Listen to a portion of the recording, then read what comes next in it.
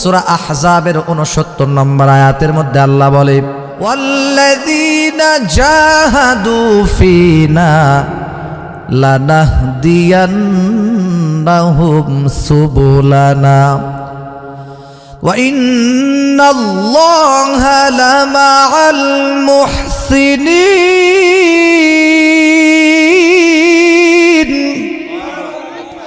আল্লাহ পাক ডাক দেখো, এ দুনিয়ার মানুষ, আল্লাযীনা জাহাদু ফিনা লানাহদিয়ান্নাহুম সুবুলানা, যেই সমস্ত ব্যক্তিরা আমি আল্লাহ পাক রব্বুল আলামিনের উদ্দেশ্যে, আমি আল্লাহকে রাজি খুশি করার উদ্দেশ্যে সংগ্রাম করবে, লড়াই করবে, ফিনা লানাহদিয়ান্নাহুম সুবুলানা, আমি অবশ্যই অবশ্যই তাদেরকে রাস্তা খুলে দেব। আল্লাহ পাক রব্বুল আলামিন সুন্দর করে জানিয়ে দেয়, আমি আল্লাহকে রাজি খুশি করার জন্য যেটা করবা এটাই একমাত্র তোমার ইবাদতে গণ্য হবে। তাফসীরের কিতাবের মধ্যে লেখে, দুনিয়ার মানুষ খুব ভালো করে শোনা লাগবে, দুনিয়ার মধ্যে যেই সমস্ত মানুষেরা একমাত্র আল্লাহ পাক রব্বুল আলামিনকে রাজি খুশি করার জন্য যেই ইবাদতটাই করবে ওটাই একমাত্র ইবাদতে গণ্য হবে। আর যারা আল্লাহকে বাদ দিয়া দুনিয়ার কোনো মানুষকে দেখানোর জন্য, অন্য কাউকে উদ্দেশ্য করে খুশি করার জন্য, অন্য কাউকে খুশি করার জন্য, অন্যের প্রশংসা পাওয়ার জন্য, আল্লাহ ছাড়া অন্য কারো জন্য যারা নেক আমল করবে, ভালো ভালো কাজ করবে, এইগুলা ইবাদত না, এগুলা হলো শিরিক, শিরিকের গুনাহ এগুলা। সেই জন্য ইবাদত করবে একমাত্র কার জন্য বলেন? এরে যুবক, একমাত্র আল্লাহর জন্য ইবাদত করা লাগবে। দুনিয়ার মধ্যে কিন্তু আল্লাহ পাক আমাদেরকে বানাইছে একমাত্র ইবাদত বন্দেগী করার জন্য, ঠিক কিনা কন? এই বক্সটা মাঝে মাঝে বুনবুন করে ওঠে, বক্সের সাউন্ড একটু কমাতো, জোরে টান দিলে বক্সটা একটু হুম করে ওঠে, হালকা একটু বক্স কমাও। ভাইরা আমার, বন্ধুগণ আমার, খুব ভালো করিয়া লক্ষ্য করবেন, আল্লাহ পাক রব্বুল আলামিন বলে, দুনিয়ার মানুষ, আমি কিন্তু তোমাদেরকে শয়তানের গোলামি করার জন্য বানাই নাই। কেন তোমাদেরকে বানাইলাম? আমি কিন্তু শুধু সুন্দরভাবে বিয়া শাদী করবা, তোমার মন মতো পাত্রী দেখে বিয়া শাদী করে স্ত্রীর সাথে সংসার করবা, বাচ্চা কাচ্চা হবে, পরিবারের বাচ্চা স্ত্রী তাদেরকে নিয়ে সময় কাটাবা, শুধু এই জন্য কিন্তু আমি আল্লাহ তোমারে বানাই নাই, ঠিক কিনা কন? শুধু তাই না, আমার আল্লাহ ডাক দেখো, এ দুনিয়ার মানুষ, আজান হওয়ার পর বিছানায় শুয়ে থাকবা, এই জন্য আমি তোমাকে বানাই নাই। শুধু তাই নয়, তুমি শুধু খেত খামার নিয়ে ব্যস্ত থাকবা, শয়তানের গোলামি, সুদ ঘুষ যত আছে, গুনার কাজ যত আছে, গুনাহের কাজ করার জন্য কিন্তু বান্দারে তোকে আমি বানাই নাই। শুধু তাই নয়, দুনিয়ার মধ্যে শুধু ব্যবসা বাণিজ্য করার জন্য তোকে বানাই নাই। আজকে শুধু ব্যবসা নিয়ে ব্যস্ত হয়ে গেলা, ব্যবসার জন্য পাগল হয়ে গেলা, ব্যবসা নিয়ে শুধু ব্যস্ত হয়ে গেলা, ব্যবসা করার জন্য কিন্তু বান্দারে তোকে আমি শুধু বানাই নাই। মুয়াজ্জিন যখন আজান দেয়, আল্লাহু আকবার, আল্লাহু আকবার, আল্লাহু আকবার, আল্লাহু আকবার, মুয়াজ্জিন যখন আজান দেয়, হাইয়া আলাস সালাহ,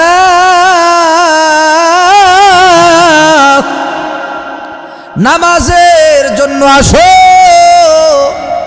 মুয়াজ্জিন যখন আজান দেয়, এরপরেও তুমি ব্যবসা ছাড়ো না, কাজকর্ম ছেড়ে দাও না, শুধু দুনিয়া নিয়েই ব্যস্ত থাকো। আমি কিন্তু তোমাকে শুধু বিল্ডিং, অট্টালিকা, ঘরবাড়ি বানানোর জন্য কিন্তু বানাই নাই।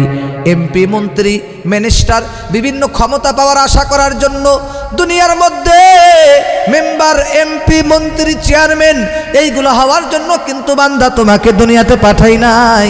শুধু তাই নাই, দুনিয়ার মধ্যে শুধু দুনিয়া নিয়ে থাকবা, দুনিয়া নিয়ে থাকবা, এই কারণে কিন্তু বান্দারে তোকে আমি বানাই নাই। তাহলে আপনারা হয়তো বলবেন, হুজুর তাহলে আল্লাহ আমাদেরকে কি জন্য বানাইলো? তাহলে সুন্দর করে আল্লাহ পাকের কোরআনে কারিমের এই বাণীটা, এই কালামটা সুন্দর করে শোনেন। আমার আল্লাহ 28 নম্বর পারা 2 নম্বর পৃষ্ঠা আমার আল্লাহ সুন্দর করে জানিয়ে দেয়। আমার আল্লাহ পাক রব্বুল আলামিন বলেন, ওয়ামা খালাকুতুল জিন্না ওয়াল ইনসা ইল্লা লিয়াবুদুন।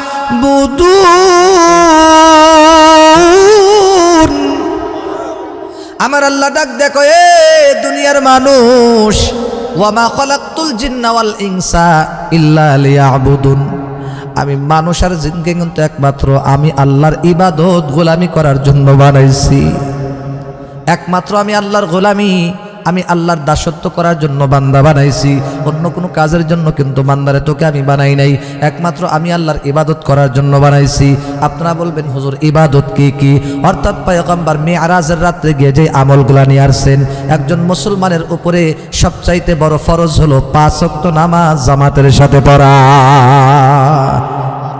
আমার আল্লাহ পাক রব্বুল আলামিন আমার আপনার উপরে এত দয়া করছে, তিনি হলেন রহমান রহিম। বান্দার উপরে দয়া করেছেন, মায়া করেছেন। এই যে দুনিয়ার মধ্যে যে মানুষ প্রতিদিন চলাফেরা করে, পাপ করে, গুনার কাজ করে, নামাজ পড়ে না, রোজা রাখে না, মহিলারা পর্দা করে না, বিপর্দায় চলে। আহারে, আমার আল্লাহ যদি রহমান রহিম না হইতেন, গফুর রহিম যদি না হইতেন, তাহলে আমার আল্লাহ হয়তো কত আগেই কিয়ামত, দুনিয়ার মধ্যে কিয়ামত ঘটায় দিতেন, ধ্বংস করে দিতেন। কথা বলেন ঠিক কিনা? ভাইরা আমার, বন্ধুগণ আমার, বর্তমান নারীরা, বর্তমান মহিলারা পর্দা তো দূরের কথা, বিভিন্ন জায়গায় রাস্তাঘাটে, দোকানপাটে, মার্কেটে গেলে দেখা যায় মহিলাদের কি বীর, কি জ্বালা, ঠিক কিনা কন? এমন ভাবে মাজা দুলে হাইটা যায়, ওদের মাজা ডুলানের কারণে রাস্তায় হাঁটা যায় না, ঠিক কিনা কন? আল্লাহ পাক রব্বুল আলামিন ডাক দেখো, এ দুনিয়ার মানুষ, আমি আল্লাহ তোমাদেরকে এমনি এমনি বানাই নাই, একমাত্র কেবলমাত্র ইল্লা লিয়াবুদুন, আমি আল্লাহর গোলামি ইবাদত করার জন্য আমি আল্লাহ বানাইছি। বলেন কেন বানাইছে? ইবাদত গোলামি করার জন্য বানাইছে, শুধু জুমার নামাজ পড়ার জন্য নাকি? আর দরকার নেই। এবার বলেন তো দেখি, আল্লাহর পয়গম্বর মেরাজ থেকে কোন নামাজটা নিয়ে আইছে? 5 ওয়াক্ত নামাজ। মেরাজ থেকে, সবে মেরাজ থেকে কিন্তু 5 ওয়াক্ত নামাজ নিয়ে আসছে। হাদিসের ব্যাখ্যা খুব ভালো করে জানা লাগবে। মূলত কিন্তু আল্লাহর পয়গম্বর 50 ওয়াক্ত নামাজ কিন্তু নিয়ে আইছে। বলেন কয় ওয়াক্ত?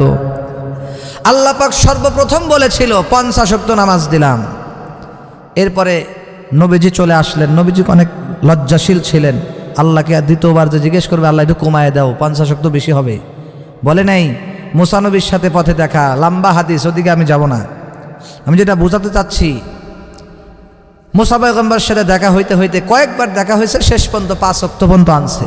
45 ওয়াক্তই কমায় দিছে আল্লাহ, সুবহানাল্লাহ।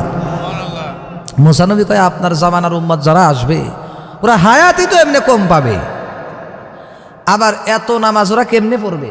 5 ওয়াক্ত নিয়ে আসেন, তাই বেশি। মুসা নবী আবার বলছিল, আরও কমান, 3 ওয়াক্ত নিয়ে আসেন। আল্লাহ রসুল বলছে, না, আমি আর পারবো না। পরে 5 ওয়াক্ত নিয়ে আসছে। খুব খেয়াল করে শোনেন, খুব খেয়াল করে শোনেন। আল্লাহ পাক রব্বুল আলামিন পয়গম্বর আল্লাহ পাকের কাছে গিয়ে আবার বলল, আল্লাহ, আমার উম্মতের জন্য নামাজ তুমি দিয়া দাও, 5 ওয়াক্ত নামাজ তুমি দিয়া দাও। এবার আল্লাহ বলল, ঠিক আছে বন্ধুরে, 5 ওয়াক্ত নামাজ আমি আল্লাহ দিয়ে দিলাম, তবে শর্ত হলো আমি আল্লাহ যেই কথা দিই ওই কথার বরখেলাপ করি না। সুবহানাল্লাহ কোন? আরো জোরে বলেন সুবহানাল্লাহ। আল্লাহ ডাক দেয়, কয় আমার হাবিব, যেই কথা আমি দেই ওই কথার আর বরখেলাপ করি না। এরে যুবক, এ পর্দার আলারের আম্মা জান, গভীর মনোযোগ দিয়ে শোনা লাগবে। আমার আল্লাহ আমাদের উপরে কত দয়া করেছেন, কত মায়া করেছেন। আল্লাহ ডাক দেয়া কয়, আমি যে প্রথমে 50 ওয়াক্তর কথা বলেছি, আমার ওই কথা অতীতেও ঠিক ছিল, এখনো ঠিক থাকবে, বর্তমান পর্যন্ত একদম ঠিক থাকবে।